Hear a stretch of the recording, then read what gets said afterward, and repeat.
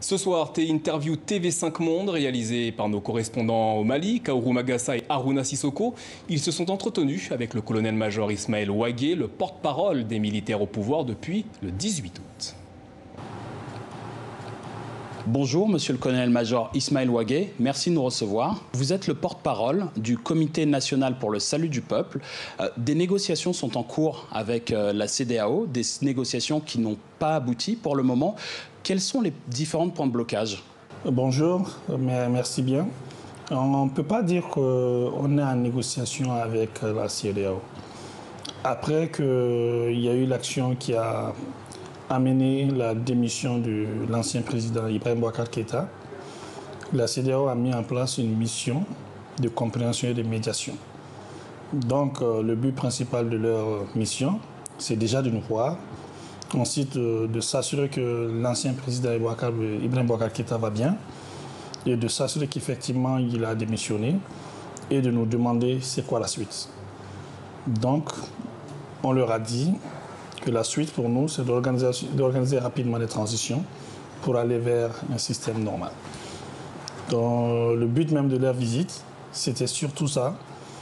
Et comme aussi il y avait des sanctions qui ont été mises en place, donc on leur a demandé de voir dans quelle mesure ils peuvent alléger les sanctions. Vous avez parlé de la suite, c'est-à-dire de la transition. Cette transition sera-t-elle gérée par un civil ou par un militaire? C'est la même question qui revient régulièrement. On a dit que l'architecture de la transition, la durée, va se préciser à l'issue des concertations entre Maliens et qui va être confirmée par une charte de la transition, une feuille de route. Par rapport à la durée, on parle de 2 à 3 ans. Est-ce que vous pouvez nous en dire plus? Pendant les phases d'échange avec l'équipe de médiation de la CEDEAO, il y a plusieurs scénarios qui sont sortis. L'équipe de médiation de la CEDEAO ont en tête leur concept de transition conformément à leur protocole, où ils parlent qu'il faut que le président soit un civil, il faut qu'il y ait un premier ministre, le gouvernement, et la durée de la transition, c'est entre 6 et 9 mois, qui dépasse rarement 1 an. On a échangé avec eux, on a dit, bon, nous, le cas malien est différent, il y a les problèmes qui sont énormes, il faut que la transition soit mise à profit pour au moins prendre en partie une grande partie du problème et commencer sur de nouvelles bases. Et que ce n'est pas forcément que ça puisse se faire en 1 an. Donc, dans les discussions, nous avons suggéré, dans la mesure où l'ancien président Keïta était là pour 5 ans, qu'il a fait 2 ans avant sa démission, et que les 3 ans de son mandat restant pourraient être mis à contribution pour mettre en place la transition. C'était juste une idée, une proposition, et des échanges comme ça. Après, quand on s'est retrouvés, ils ont dit notre proposition d'hier de 3 ans, c'est non. On dit bon, on peut revoir peut-être en 2 ans, mais de toute façon, la décision finale, ça va se faire entre Maliens. Vous parlez de décision finale entre Maliens. Est-ce que vous considérez que les différentes sanctions qui ont été édictées par la CEDEAO et par d'autres communautés sont une ingérence au niveau des affaires maliennes? J'estime clairement que c'est une ingérence au niveau des affaires maliennes, parce qu'il faut plutôt avoir une approche au cas par cas que d'avoir une approche de façon organisationnelle avec des protocoles. Déjà, quand il est dit que à l'issue de telle action, clairement un coup d'État, il y a des batteries de sanctions qui tombent. Là, l'ancien président a dit clairement qu'il a démissionné sans pression, de façon spontanée, et la vacance du pouvoir a été constatée. Ça veut dire tout simplement qu'on n'est pas dans l'architecture d'un coup d'État. En principe, les chefs d'État de la CEDEAO ne devraient pas mettre en place les sanctions par rapport à ça. Et ensuite, il y a la liesse populaire. C'était un soulagement pour la population après ce changement qu'il faut prendre en compte. On parle de population, du coup de société civile. Comment comptez-vous associer la société civile et les différents partis politiques à la transition? En fait, pendant les concertations, comme je vous l'ai dit, il y a l'architecture de la transition qui va être précisée clairement, le président de la transition, la charte de la transition, le gouvernement, la durée, qui va rentrer dans la transition.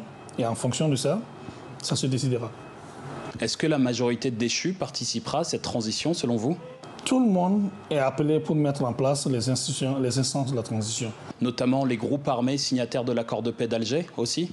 Tout le monde, sans exception. Hier, le syndicat national de la magistrature dénonçait des libérations extrajudiciaires. Qu'en est-il aujourd'hui et est-ce que ça ne décrédibilise pas finalement un petit peu votre mouvement? En fait, effectivement, il y a eu des cas de libération qui ont été signalés. Donc, il y a des dispositions qui sont en cours, d'autres moments ont déjà été réglées avec le secrétariat général du ministère de la Justice pour prendre cet aspect en compte. Nous sommes là-dessus, ça fait partie des priorités parce que nous avons dit que l'État va continuer. Donc, tout ce qu'il y a comme erreur, comme dysfonctionnement est en train d'être réglé. Concernant la justice, y aura-t-il des poursuites ou des audits qui vont être menés sur la gestion qui a été faite par la magistrature précédente? A priori, oui, mais ce n'est pas le CNSP qui va le faire. Il y a le gouvernement qui va être mis en place, une équipe de transition, et le département et les institutions agréées, autorisées pour le faire, pourront le faire. Quand est-ce que le président Ibrahim Boubacar Keïta sera libre de ses mouvements? L'ancien président Ibrahim Boubacar Keïta est en fait libre de ses mouvements. Il est sécurisé dans un endroit de sa convenance pour des raisons évidentes de protection. On parle aussi potentiellement d'un départ du président Ibrahim Boubacar Keïta. Qu'en est-il? Est-ce que c'est des points de négociation avec la CEDEAO? L'équipe de médiation de la CEDEAO nous a demandé de l'autoriser à aller se soigner à l'extérieur en cas de besoin. Cette demande a été accordée, donc dans un délai raisonnable, dès qu'il estime le besoin d'aller se faire soigner à l'extérieur, sous réserve de son médecin, ça se fera. Est-ce qu'il a pu regagner son domicile, revoir sa famille depuis une semaine? Il est sécurisé dans un endroit de sa convenance. C'est tout ce que je peux vous dire pour le moment. Un rapport du comité d'experts des Nations Unies épinglait il y a 2 semaines une partie de la hiérarchie militaire. Qu'est-ce que vous souhaitez faire par rapport à ce sujet? Quand le gouvernement de transition sera en place, toutes ces affaires dont vous parlez, avérées ou pas, feront l'objet d'enquêtes par le département agréé pour le faire. Si ça nécessite des poursuites, ça se fera. Sur la situation plus globale, au niveau de la sécurité du Mali, 70% du territoire est contrôlé par des groupes armés ou en profonde insécurité.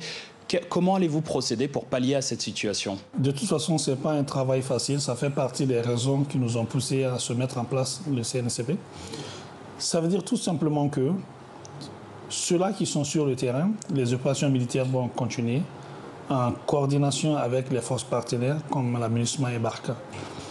Maintenant, les accords avec les groupes armés signataires aussi, on va poursuivre la négociation, surtout l'application des accords d'Alger, et mettre tout ça là bout à bout et de faire en sorte que, quand tous ces mécanismes seront activés, de voir dans quelle mesure on peut réduire la violence. Le travail de sécurisation du territoire dans sa globalité est extrêmement difficile et compliqué. Ça fait partie de nos objectifs d'aller vers cette situation, de sécuriser la totalité du territoire avec l'aide de tout le monde. Alors, le dialogue national inclusif préconisait en décembre dernier de négocier avec les djihadistes. Ibrahim Boubacar Keïta s'y était résolu au moment où il était toujours à la tête du pouvoir. Est-ce que, selon vous, il faut négocier avec les djihadistes? Nous avons dit dès le début que nous allons travailler avec les conclusions du dialogue national inclusif. Donc, si ces dispositions sont prévues dans ce dialogue, ça va faire partie de nos axes de travail. Il y a 1 semaine, on a eu l'occasion d'avoir des différentes preuves de vie de Soumaïla Cissé qui ont été transmises à sa famille grâce au concours du CICR. Aujourd'hui, il est toujours retenu. Est-ce qu'on peut dire qu'une libération bientôt, dans les jours qui viennent, est possible? Nous avons pris le dossier en main, à bras le corps, depuis que nous sommes en place. Et je vous dis qu'on y travaille dessus sérieusement. À ce stade, c'est tout ce que je peux vous dire. Au terme d'une transition, est-ce que des élections sans Soumaïla Cissé, le chef de file de l'opposition, est-elle imaginable? Nous espérons sérieusement qu'on puisse obtenir sa libération avant la phase des élections. Ça, c'est vraiment notre souhait.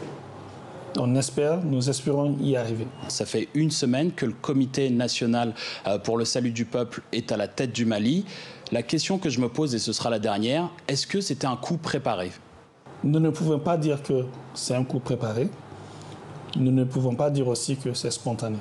Depuis un certain moment, nous regardons la situation sécuritaire, la dégradation, les troubles sociopolitiques.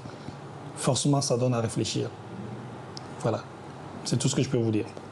Merci de nous avoir accordé cet entretien. Merci beaucoup.